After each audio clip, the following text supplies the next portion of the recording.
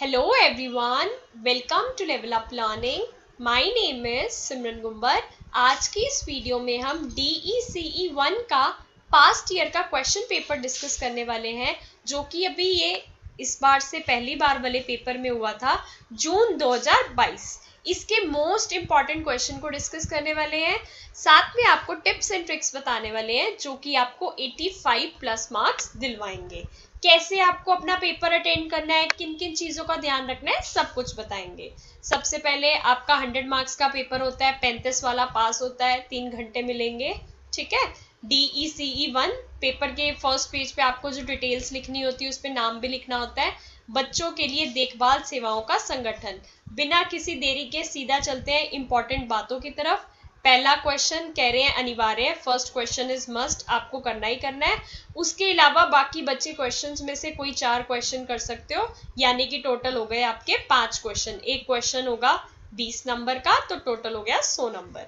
ठीक है. पहला क्वेश्चन कंपल्सरी है, तो पहले क्वेश्चन का क पार्ट और ख पार्ट, क और ख दोनों करोगे तभी आपका फर्स्ट क्वेश्चन कंप्लीट होगा. ठीक है.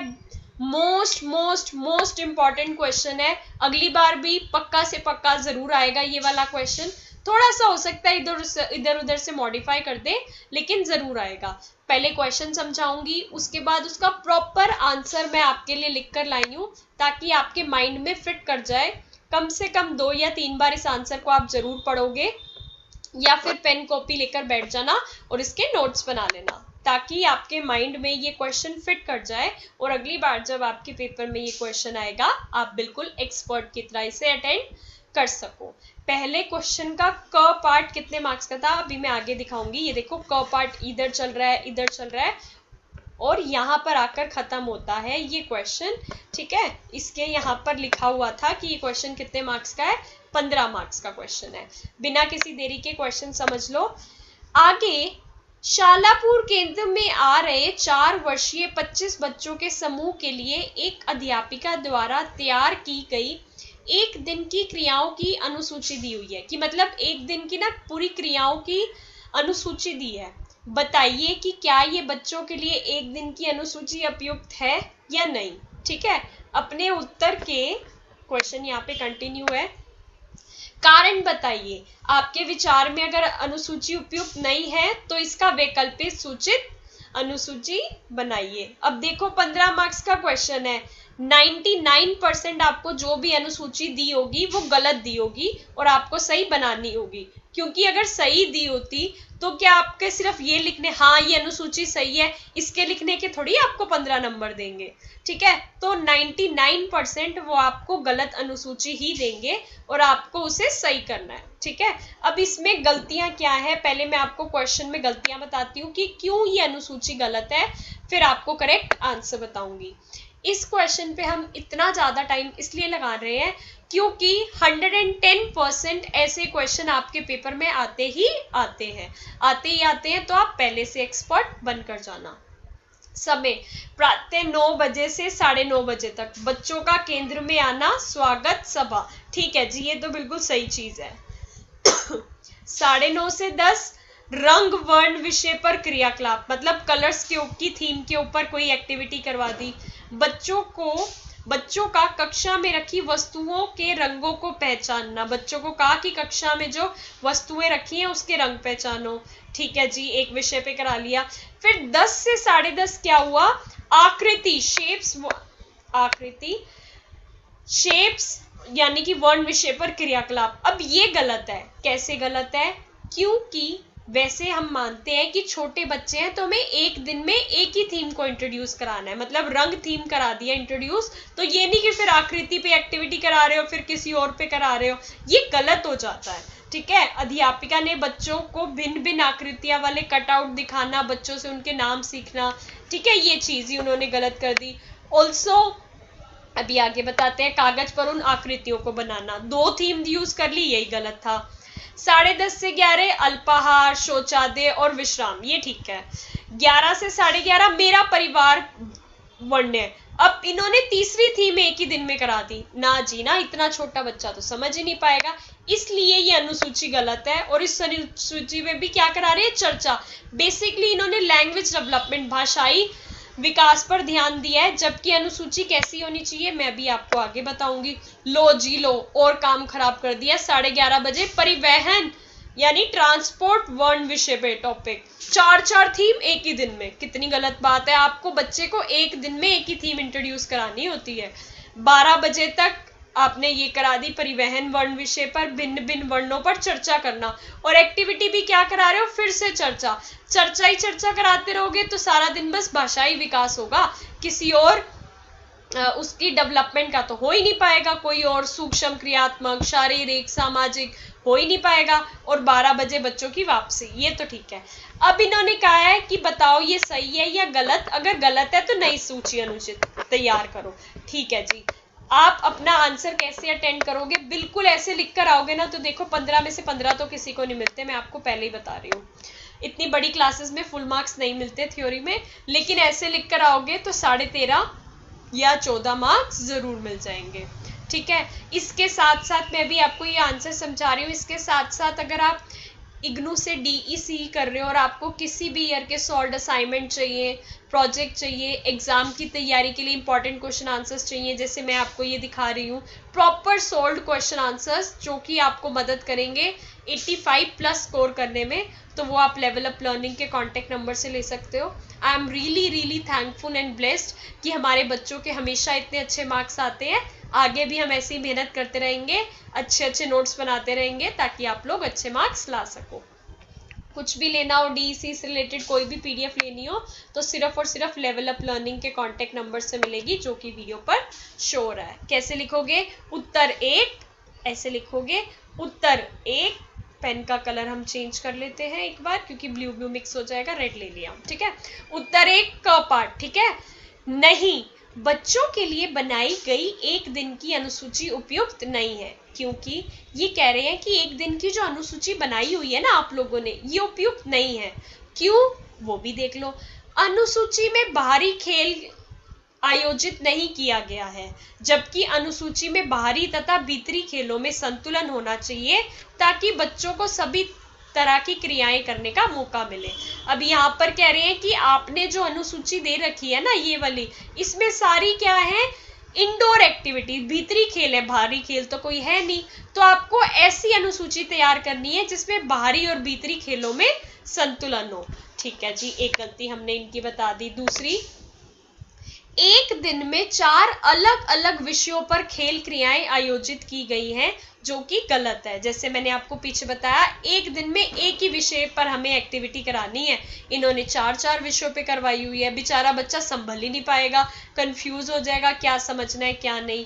4 साल के बच्चे बहुत छोटे होते हैं और हमें एक दिन में एक ही विषय पर क्रियाएं आयोजित करनी चाहिए ताकि बच्चे आसानी से सीख सकें। आप बिल्कुल ऐसे डिट्टो का डिट्टो ऐसे लिख कर आओगे ना, पक्का अच्छे मार्क्स मिलेंगे। ठीक है जी। तीसरी गलती, ज्यादातर खेल क्रियाएं भाषाई विकास पर केंद्रित है। देखा था ना, चर्चा करना, नाम बताना, चर्चा करना, नाम बताना, कोई और एरिया पे तो फोकस ही नहीं करा। जैसे कि वार्तालाप हो गया, नाम बताना। लेकिन जो अच्छी अनुसूची है उसमें विकास के हर क्षेत्र के लिए खेल क्रियाएं आयोजित करना जरूरी है ताकि बच्चों का सार्वगणिक विकास हो सके, यानी कि ऑलराउंड डेवलपमेंट, होलिस्टिक डेवलपमेंट हो चुके, सारे के सारे एरियाज में वो डेवलप करें। शारीरिक विकास हो, मानसिक विकास हो, सामाजिक विकास हो, भावनात्मक विकास हो, भाषाई विकास, सबके लिए खेल क्रियाएं आयोजित करनी है। ठीक है जी, हमने 3 गलतियां इनकी बता दी।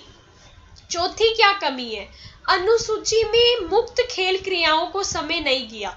मुक्त खेल क्रियाएं होते हैं फ्री प्ले, बच्चों को हम फ्री प्ले के लिए टाइम दे दें कि अपने हिसाब से बच्चा जो खेलना चाहता है, करना चाहता है, कर सके। लेकिन पीछे जो इन्होंने अनुसूची दी है उसमें तो सारी चीजें डिफाइंड है। 9 बजे ये होगा, 9:30 ये होगा, 10 बजे ये एक्टिविटी करनी है, 11 बजे ये करना है। कोई मुक्त खेल क्रिया के लिए तो समय नहीं दिया, जो कि गलत बात है। सभी खेल क्रियाएं अध्यापिका द्वारा संरचित हैं। मुक्त खेलों तथा संरचित खेलों में संतुलन होना चाहिए, मतलब मुक्त खेल भी होने चाहिए और संरचित खेल भी होने चाहिए जो कि टीचर ने ऑर्गेनाइज करे हैं। और मुक्त में बच्चे के पास फ्रीडम है अपने हिसाब से कुछ भी करने की, ताकि बच्चों को अपनी विचार शक्ति का प्रयोग करने का समय मिल सके, ताकि बच्चे भी अपनी इमेजिनेशन यूज कर पाए। ठीक है जी, 5वीं गलती देख लो। 15 मार्क्स का क्वेश्चन है, जब तक हम अच्छे से एक्सप्लेन नहीं करेंगे हमें शांति कहाँ मिलेगी, है ना। जितना अच्छे से करके आएंगे उतने ही अच्छे नंबर मिलेंगे। और ये तो मान लो आप इतिहास गवाह है, जब कोई एग्जामिनर पेपर चेक करने बैठता है ना, तो फर्स्ट क्वेश्चन ही अगर आपने बहुत बढ़िया कर रखा है ना, तो एग्जामिनर का मन खुश हो जाता है कि हाँ भाई पढ़ा लिखा बच्चा है, अच्छे से पेपर अटेंड करा होगा। और स्टार्टिंग से ही अगर टीचर का मन खुश हो गया तो आपको अच्छे अच्छे नंबर मिल जाएंगे। तो इस हिसाब से ये क्वेश्चन अटेंड करना। अनुसूची, और एक और बात ये इसलिए इंपॉर्टेंट है क्योंकि ये मैंडेटरी क्वेश्चन है, कंपल्सरी क्वेश्चन है, आप इसे स्किप नहीं कर सकते। अनुसूची में सामूहिक गतिविधि के लिए समय नहीं दिया गया है। क्यों? क्योंकि क्या होता है, आपका बैलेंस्ड अनुसूची होती है जिसमें बच्चा इंडिविजुअल एक्टिविटी करे, मतलब अकेला भी करे और ग्रुप एक्टिविटीज भी करे। ठीक है, दोनों में बैलेंस होना चाहिए। तो कह रहे हैं सामूहिक गतिविधियों को तो टाइम ही नहीं दिया है। सामूहिक गतिविधियों से बच्चों के सामाजिक कौशल विकसित होते हैं। ठीक है जी, सामाजिक मतलब social development, social skills develop होती हैं और वो एक दूसरे के साथ मिलकर रहना सीखते हैं। हमने इनकी 5 गलतियां बता दी कि कैसे इनकी अनुसूची गलत है। इनकी सूची गलत है तो हम सही अनुसूची देंगे। क्यों सही अनुसूची देंगे? क्योंकि हमें 15 में से कम 14 नंबर चाहिए ही चाहिए। एक दिन की क्रियाओं की अनुसूची, एक तरफ समय लिख दिया, दूसरी तरफ क्रियाकलाप लिख दिया। प्रातः 9 बजे से लेके 9:30 बजे तक बच्चों का पहुंचना, प्रत्येक बच्चे से बात करना, बाल कविताएं। ठीक है, ये पहले जैसा ही है। अब 9:30 से लेके 10 बजे तक भीतरी मुक्त खेल, यानी कि इंडोर फ्री प्ले। बच्चे पेंटिंग कर सकते हैं, नाटकीकरण कर सकते हैं, खिलौनों से खेल सकते हैं, ड्राइंग से कर सकते हैं। अब 10 से 10:30 संरचित खेल क्रियाएं, मतलब स्ट्रक्चर्ड एक्टिविटी। उसमें हमने विषय क्या चूज करा है? शरीर के अंग। शरीर के अंगों पर कविता तथा बच्चों के शरीर के अंगों को पहचान पाएंगे और उनका नाम बता पाएंगे।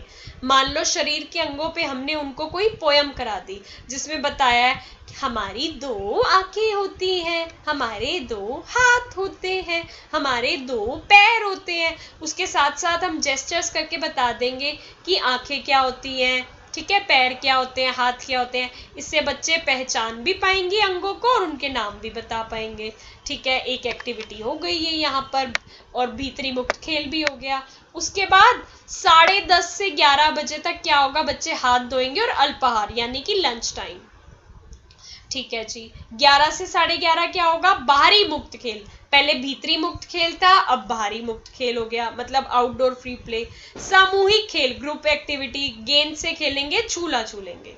ठीक है जी, 11:30 से 12 बजे तक रंग भरना, शरीर के अंगों के चित्र में रंग भरना। अब शरीर के अंगों की पिक्चर्स होंगी, बच्चे उसमें रंग भरेंगे। इससे क्या होगा? जो उन्होंने पहले यहाँ पर एक्टिविटी की थी वो विषय जो था शरीर के अंग, यहाँ पे जब दोबारा उससे रिलेटेड एक्टिविटी करेंगे तो वो कॉन्सेप्ट उनके दिमाग में फिट कर जाएगा।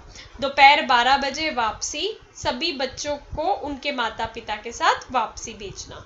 अब उनके जो भी अनुसूची में गलतियां थी, पहले हमने वो गलतियां बता दी कि ये गलतियां हैं और उन गलतियों को ठीक करके प्रॉपर हमने नया क्रियाकलाप बता दिया कि आपको ऐसे ऐसे करना है। अगर आप ये क्वेश्चन ऐसे अटेंड कर आते हो तो देखो 15 मार्क्स का क्वेश्चन है, आपको 14 आसानी से मिल जाएंगे। 14 आसानी से मिल जाएंगे तो क्या होगा? आपके मार्क्स पहले क्वेश्चन से ही अच्छे लगने स्टार्ट हो जाएंगे। इस हिसाब से प्रॉपर अटेम्प्ट करना। ठीक है जी, इसके अंदर जो जो गलतियां थी सब मैंने बता दी। आपको ये चीज जरूर ध्यान रखनी है, पहला क्वेश्चन अनिवार्य है, प्रश्न संख्या 1 अनिवार्य है, कंपल्सरी है। कंपल्सरी का मतलब है इसका क पार्ट और ख पार्ट दोनों करने हैं। अगर आपके पास कोई क्वेश्चन आता है तो वो क्वेश्चन तभी, अगर मान लो आप कह रहे हो कि मैं पहला नंबर क्वेश्चन कर रहा हूँ, ठीक है जी, तो वो पहले नंबर का क्वेश्चन तब कंप्लीट होगा जब आप उसके सारे पार्ट्स करोगे। तो सारे पार्ट्स में क तो कर लिया, अब ख भी देख लो। ख कितने नंबर का था? 5 नंबर का। ये 5 नंबर ऐसे फ्री के नंबर है कि मैं आपको क्या बताऊं। ठीक है, कैसे फ्री के नंबर है देख लो। एक तो मैंने इसकी ना चैनल पे कंप्लीट वीडियो डाली हुई है स्पेशली इस क्वेश्चन को लेकर हमने चैनल पे वीडियो डाली हुई है जिसके अंदर मैंने अलग अलग ऐसे क्रियाकलाप बताए हुए हैं और उसमें बताया है कि उससे कौन से एरिया का डेवलपमेंट होगा। वो क्वेश्चन जरूर देख लेना, सर्च करना यूट्यूब पर लेवल अप लर्निंग, हमारा चैनल आ जाएगा, उसमें प्लेलिस्ट वाले ऑप्शन में जाना, DECE1, DECE2, DECE3 तीनों की अलग अलग प्लेलिस्ट बनी हुई है, हिंदी मीडियम वालों की अलग, इंग्लिश मीडियम वालों की अलग। उसमें मैंने जो जो ज़्यादातर इंपॉर्टेंट क्वेश्चंस हैं वो कवर करा रखे हैं, वो देख लेना। चाहे सारा साल तुमने कुछ भी नहीं करा, किताबों की शक्ल तक नहीं देखी, अगर आप रिविजनरी वीडियो फ्री वाली और कुछ इंपॉर्टेंट क्वेश्चन आंसर्स की वीडियोस देखकर जाते हो जो मैंने यूट्यूब पे डाल रखी है, तो पास तो तुम डेफिनेटली हो ही जाओगे। ठीक है, इसके साथ साथ अगर आपको इंपॉर्टेंट क्वेश्चन आंसर्स की PDF चाहिए हो जिसमें मैंने प्रॉपर जो भी इंपॉर्टेंट कॉन्सेप्ट्स हैं, जैसे भी क्वेश्चन आने के चांसेस हैं उनके क्वेश्चन सॉल्व कर रखे हैं, ठीक है जी, उसके पास्ट ईयर्स के क्वेश्चन सॉल्व हैं, वो लेना चाहो पर सब्जेक्ट 100 रुपीज़ में मिल जाएंगी। अगर मेरा एग्ज़ाम प्रिपरेशन कोर्स लेना चाहो जिसके अंदर मेरे पढ़ाते हुए की, जिसके अंदर मैं DEC1, DEC2, DEC3 तीनों की पूरी तैयारी करवाऊंगी, पूरी मेरी क्लासेस मिलेंगी, इंपॉर्टेंट क्वेश्चन आंसर्स की PDF उसके साथ ही मिलेगी, कुछ अलग से नहीं लेना होगा, फ्री रिविजनरी क्लासेस मिलेंगी, उसके अंदर डाउट सेशंस होंगे, ताकि आपकी तैयारी इतनी बढ़िया हो जाए और आप 90+ मार्क्स लेकर आओ। वो कोर्स टोटल 599 का है, वो लेना चाहो वो ले सकते हो, सिर्फ इंपॉर्टेंट क्वेश्चन आंसर्स की PDF लेनी हो वो ले सकते हो। सिर्फ और सिर्फ latest material level up learning के कॉन्टेक्ट नंबर से मिलेगा जो कि वीडियो पर शो हो रहा है। ठीक है जी, अब ये दूसरा क्वेश्चन 5 मार्क्स का, कैसे फ्री के 5 नंबर थे देख लो। निम्नलिखित प्रत्येक क्रियाकलाप द्वारा प्रमुख रूप से विकास के जिस भी किसी एक क्षेत्र को बढ़ावा मिलता है वह बताइए। पहली क्रिया उदाहरण के रूप में दी गई है, धागे में मोती पिरोना। क्या होता है, जब हम धागे में मोती पिरोते हैं तो बच्चे की छोटी मांसपेशियां डेवलप होती हैं। छोटी मांसपेशियां डेवलप होती हैं तो मैंने आपको समझा रखा है, उसको कहते हैं फाइन मोटर डेवलपमेंट, यानी कि सूक्ष्म क्रियात्मक विकास। और जब बड़ी मांसपेशियां डेवलप होती हैं तो उसे कहते हैं स्थूल क्रियात्मक विकास। इसका कंप्लीट क्वेश्चन मैंने डाल रखी है एक वीडियो, उसे जरूर देख लेना, 5 मार्क्स तो पक्के हो जाएंगे पेपर के। ठीक है, दूसरा क्या था, ये तो उन्होंने आपको एग्जाम्पल के लिए लिख के दिया था, समूह में बाहरी खेल खेलना, ग्रुप प्ले मतलब बाहर खेलना। बाहर खेलेंगे, समूह में खेलेंगे तो क्या होगा, फिजिकल डेवलपमेंट होगा, शारीरिक विकास होगा। ग्रुप में मतलब पकड़ पकड़ाई खेल रहे हैं, भाग रहे हैं, दौड़ रहे हैं, शारीरिक विकास होगा। अब आप देख रहे हो सिर्फ आपने ये लिखा शारीरिक विकास और आपका 1 नंबर पक्का। 1 नंबर पक्का मतलब कितने अच्छा मतलब क्वेश्चन है, ना ज्यादा टाइम लगेगा ना कुछ, बस लिखा समूह में बाहरी खेल खेलने से कौन सा डेवलपमेंट होता है, शारीरिक विकास, 1 नंबर पक्का। पेंटिंग में भी आपको पता है छोटी मांसपेशियां यूज होती हैं, मैंने अच्छे से समझा रखा है। छोटी मांसपेशियां यूज होती हैं तो उसको हम कहते हैं सूक्ष्म क्रियात्मक विकास। अगर आपने ये सूक्ष्म क्रियात्मक विकास लिख दिया तो आपका 1 नंबर और पक्का हो गया। जिग्सो पहेलियों को लगाना, ऐसी जिग्सो पहेलियां होती है ना, ये ऐसी पहेली है, ये उसके अंदर ऐसा आ रहा है, ठीक है, उसके अंदर ऐसे आ रही हैं चीजें, ये सब चीजें जब जो जिग्सो पहेलियां एक दूसरे के अंदर फिट कर देते हैं उसके क्या होगा, सूक्ष्म क्रियात्मक विकास। छोटी छोटी मांसपेशियां यूज होंगी ना इसके अंदर, जैसे मान लो ये है, आपने कहा ये ऐसा पजल का एक ब्रिक है, उसके अंदर आपने ये ऐसे वाला दूसरा ब्रिक फिट कर दिया, तो ये हाथों का यूज हो रहा है ना, छोटी छोटी मांसपेशियां, फिर से सूक्ष्म क्रियात्मक विकास हो जाएगा। सूक्ष्म क्रियात्मक विकास लिखा, 1 नंबर और पक्का हो गया।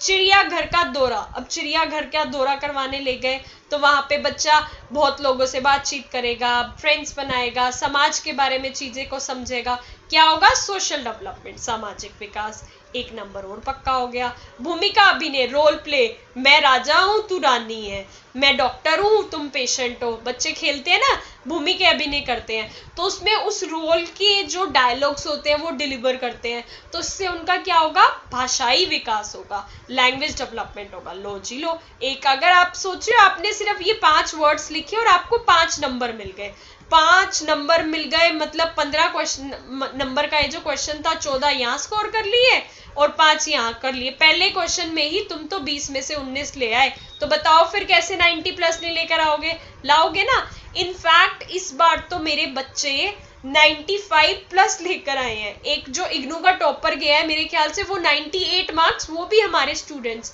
डीईसी के लाए हैं। असाइनमेंट्स में भी 98 है उस बच्चे के, प्रोजेक्ट में भी हैं, पेपर में भी हैं, for which I am really really thankful and blessed. Videos पर ज़्यादा से ज़्यादा प्यार दे देना, सपोर्ट कर देना, ताकि मैं ज़्यादा से ज़्यादा क्वेश्चंस आपको फ्री में यूट्यूब पर सॉल्व करा सकूं। ये था आपका बहुत ही इम्पॉर्टेंट क्वेश्चन जो कि मैंने आपको बहुत अच्छे से सॉल्व करा दिया है।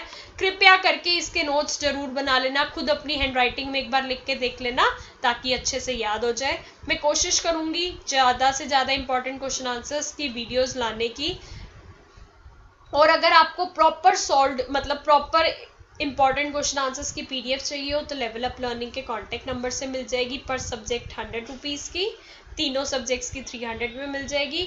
और मेरा एग्जाम प्रिपरेशन कोर्स लेना हो जिसमें मेरी क्लासेस भी मिलेंगी, रिविजनरी क्लास मिलेंगी, डाउट सॉल्व होंगे, पीडीएफ्स मिलेंगी, कुछ उसके अलावा अलग से नहीं लेना पड़ेगा, कोई बुक नहीं लेनी, कोई गाइड नहीं लेनी, वो 600 में मिल जाएगा।